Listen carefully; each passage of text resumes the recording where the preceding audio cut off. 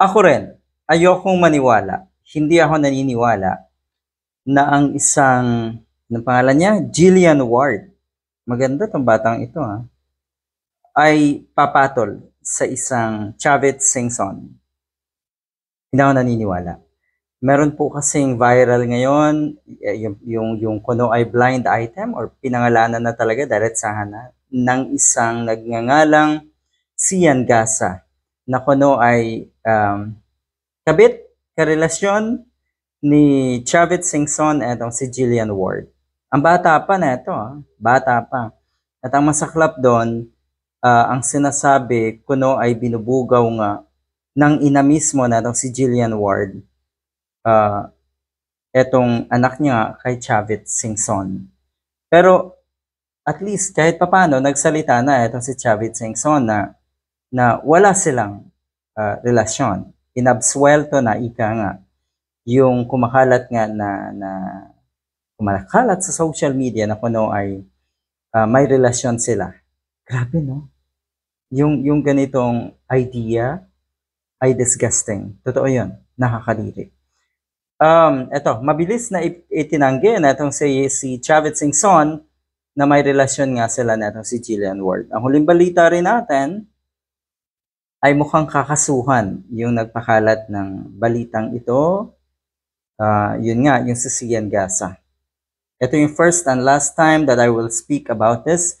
Pero never ko po siyang nakilala, never ko po siyang na-meet, never ko siya nakausap, never po kaming nagkita. So hindi daw talaga alam niya kung saan nanggaling itong chismis na ito. Kung may CCTV footage daw, dapat ilabas. At hindi lang dapat daw, wala dapat daw AI, sabi natin si Jillian Ward. Sa tingin ko, may kasalanan dito ang mga katulad din ni Chavit. Kasi kilala si Chavit na ganito, diba? Na pumapatol sa sobrang bata ng mga babae. At yun nga, may mga pahayag etong si Chavit na ayaw na nga daw niyang pumasok sa politika at ang gusto na lang niya ay mambabae. Ang gusto na lang niya ay maghanap ng magiging karelasyon. Yung parang ganon. You see, nakakaawa etong batang to, etong si Jillian Ward. Siguro sa estado ng buhay niya, hindi niya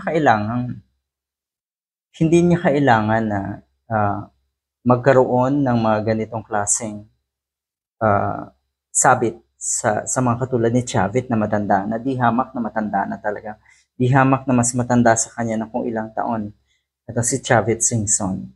Ulitin ko mas dapat sisihin natin dito yung imahe ng isang Chavit Singson na pumapatol nga sa mga bata, sa mga magagandang kababaihan at tila ba apo na niya kung edad ang pag-uusapan. Ang sagwa. Pero kung may sinasabing CCTV TV footage nga, hindi kaya pagkamalan, kahawig ng isang Jillian Ward, yung nakita ko noon ng isang Sian Gasa, at kung ano-ano pa. Nakakaawa. Ulitin ko, hindi ako naniniwala na ito ay magagawa ng isang talent ng GMA. GMA talent ata itong si Jillian Ward. Naalala ko siya, bata pa ata ito ay napapanood na natin sa mga programa sa telebisyon. At sa tingin ko, sa pagiging hardworking ng batang ito, yung kanyang sinasabing luxury car, yung kanyang bonggang birthday party, siguro naman ay afford niya yan sa sarili niyang kayod at sa sarili niyang pagsisikap.